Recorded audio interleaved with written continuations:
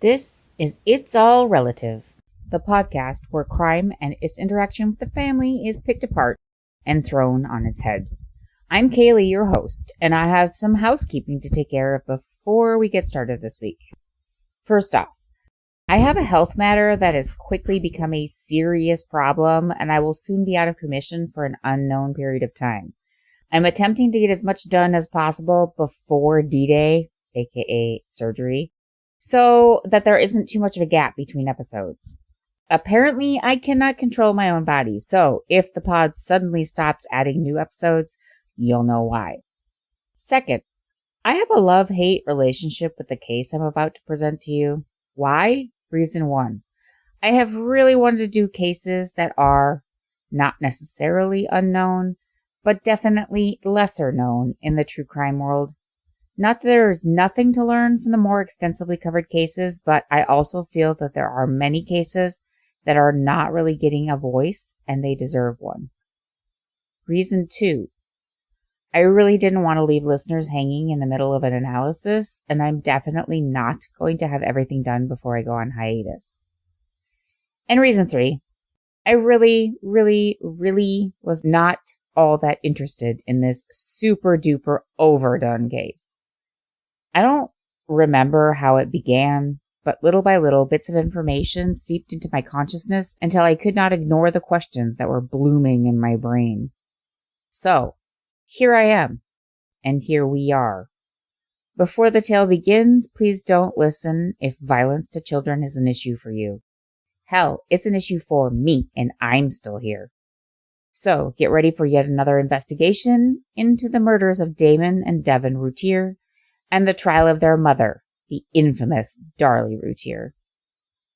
Crosby, Stills, Nash, and Young will set the mood, and I will see you on the other side. You who are on the road must have a code that you can live by, and so become yourself. Because the past is just a goodbye. Teach your children well. Their father's hell did slowly go by. And feed them on your dreams, the one they picked, the one you'll know by. Don't you ever ask them why. If they told you, you would cry. So just look at them and sigh, and know they love you. It's June 6th, 1996. In a new upper-middle-class suburb of Dallas, Texas, called Rowlett. Sometime after 1 o'clock in the morning, 26-year-old Darlie Routier is asleep on the sofa in their family room. Her two boys, Damon, age 5, and Devon, almost 7, are asleep on the floor. The television is still playing while they sleep. Upstairs, Darren, Darlie's husband, and Drake, the 8-month-old baby, are asleep in the master bedroom. At 2:31 in the morning, 911 receives a call from the Routier residence. I am going to play the whole thing. 911, what is your emergency? Ma'am? They just stabbed me in my children. What? They just stabbed me in my children. Who did? Hang on. They're not medical emergency. Hang on, ma'am. Ma'am? No medical emergency, 5801 Eagle Grove. Ma'am, I'm trying to get an ambulance to you. Hang on a minute. God, my babies are dying. What's going on, ma'am? Oh, my God. Oh, my God. I didn't even know you were unknown medical emergency, 5801 Eagle Drive, box 238, Cross Street, Linda Vista, and Willowbrook. Attention 901 medical emergency. Maybe possible stabbing, 5801 Eagle Drive, box 238, Cross Street, Linda Vista, and Willowbrook. Come out 232. Get my car, 80. Oh my God! New units going toward 6801 Eagle Drive, 5801 Eagle Drive, with Sheriff on the phone. Says her child has been stabbed. Ma'am, I need you to calm down and talk to me. Twice, Clint. 5801 Eagle. 233 code. Ma'am, listen to me. I need you to... Oh my God! Do you take the radio, Clint? Yes. Ma'am, I need you to talk to me.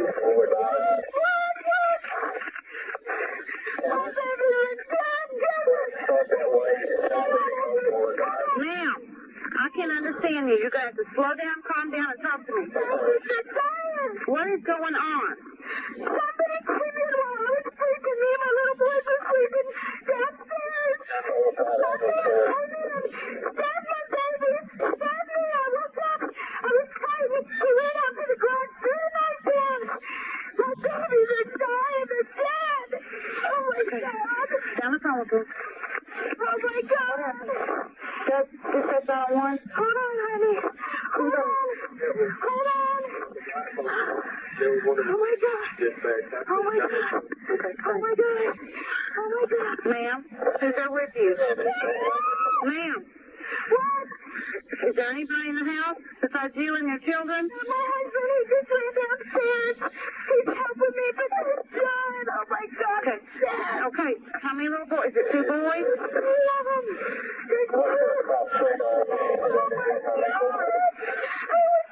Okay, listen to me. Calm down. Go ahead. 5801 Eagle Drive, 5801 Eagle Drive. It's going to be a stabbing. When are they going to be here? Ma'am, they're on their way. Oh my God. 235. Ma'am, how old are your boys? What? How old are your boys? No. 7. Okay. Oh my God. Oh my God. Oh, it's calm down, can you? 7. No. Oh my God. Is your name Darlie? Yes. Is your husband's name Darren? Yes, please hurry. God, this taking forever. There's nobody in your house. There was... You don't know who did this?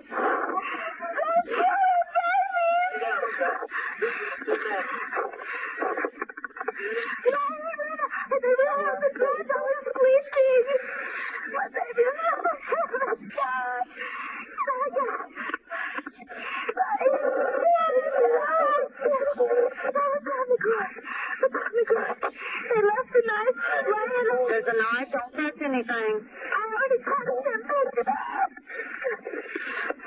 Who's out there? Anybody out there? I don't know. Okay, ma'am, listen. There's a police officer at your front door. Is your front door unlocked? Yes, ma'am. Where's the ambulance? They're screaming. If they don't get in here, they're going to be dead. My son is dead. Hurry, please. Okay, is 82 out on Eagle? Huh? That Eagle. What Eagle? My God, hurry. 82, you out? Oh, my God.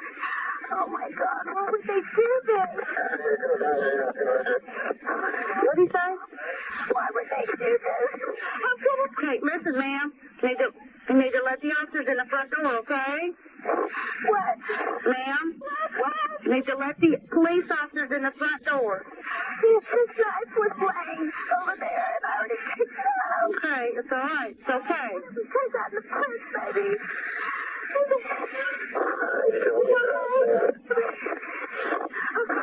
Ma'am, hang on a second. Somebody walked in here and did it, Jen. There's nothing cut. Okay, ma'am. There's nothing cut.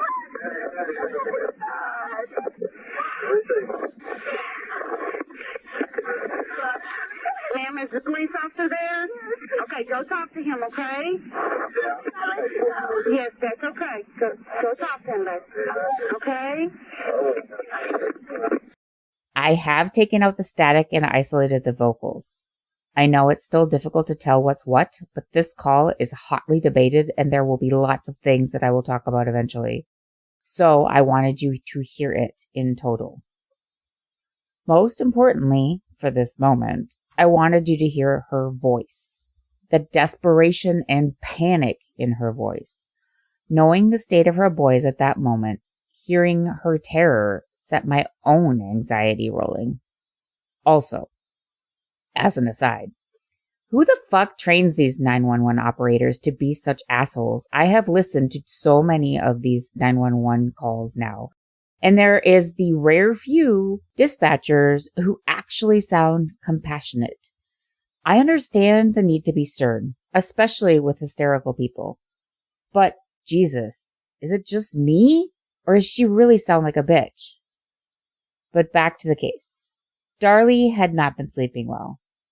There is a suggestion she had postpartum depression.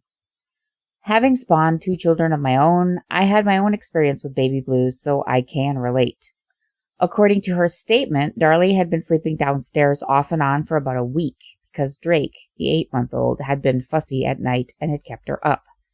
The night of June 6th, Darlie awoke to a man in the room with her. He took off through the kitchen and into the garage, and Darlie followed him. She found a knife on the floor and picked it up and put it on the kitchen counter. Probably realizing she was ill-equipped to fight off an intruder, she turned around and went back to the living room, where she found Damon and Devon covered in blood. The room was covered in blood. She is bleeding. Her nightshirt is covered in blood. Darlie starts screaming for her husband, Darren. By the time Darren makes it downstairs, she's on the phone to 911. And we've heard that call. And now, let the analysis games begin. The first officer on the scene was a patrol officer named David Waddell. Officer Waddell had been hanging out in the car park at the local Baptist church when he heard the fire tones go out. Fire tones are the emergency alerts that go out to first responders in this part of Texas. Officer Waddell starts his cruiser and heads over to Eagle Drive where the Routiers live. Note, I say he made his way. As far as anyone can tell, he did not actually radio his plans or update his location with dispatch.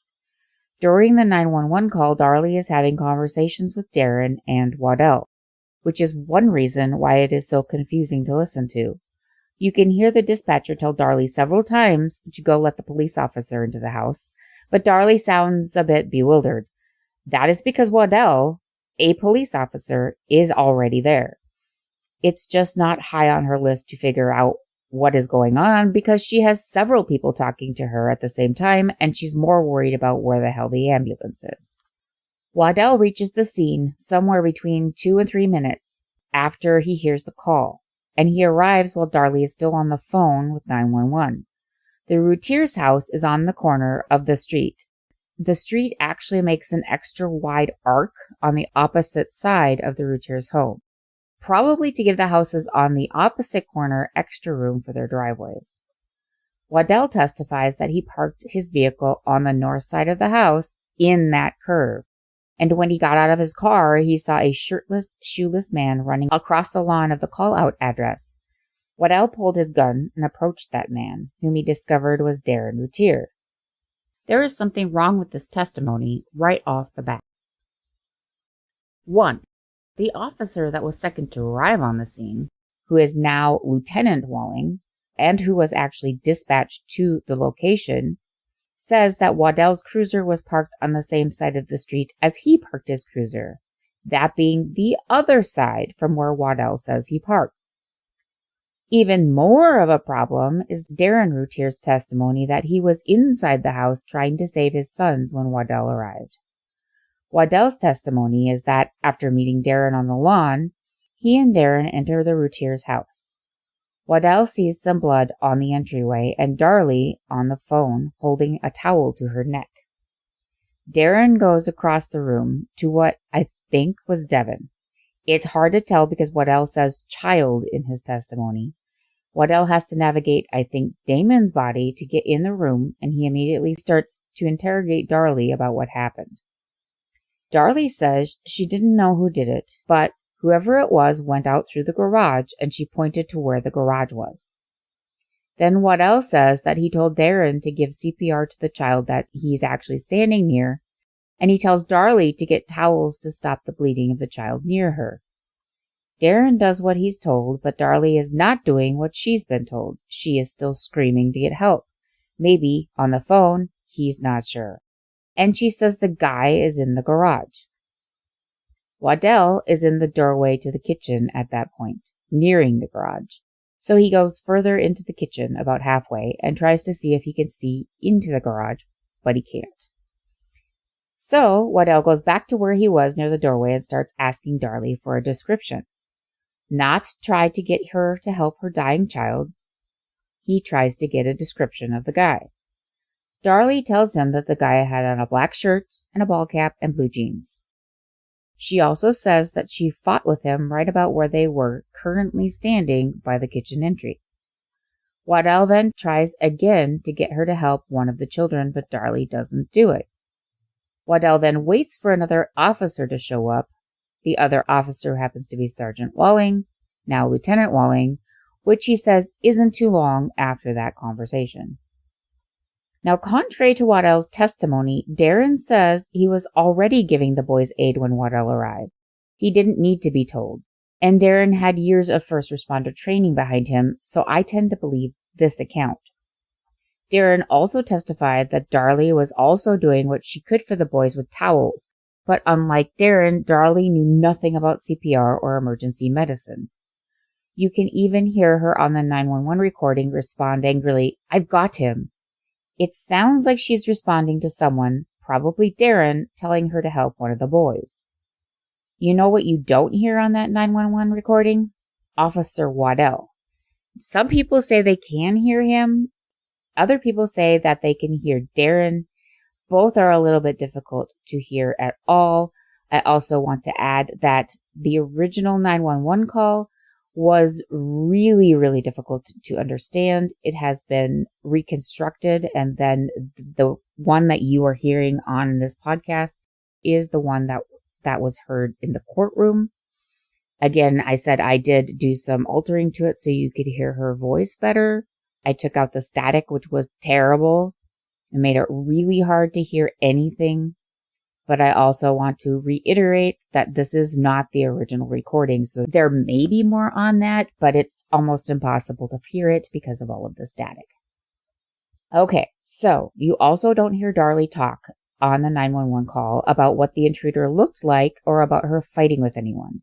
She does give kind of a vague description, and it sort of sounds like she's talking to somebody about who attacked her, so that may have been in response to Waddell.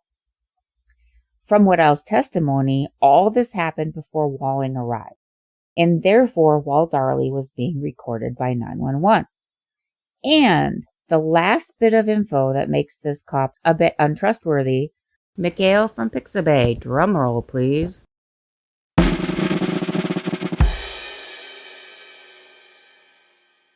Waddell didn't take any notes. Okay, yes, neither did Darlie or Darren, but Waddell is an officer of the law. His job is to be reliable, to give aid to those in need of it, and to accurately document it for the case files.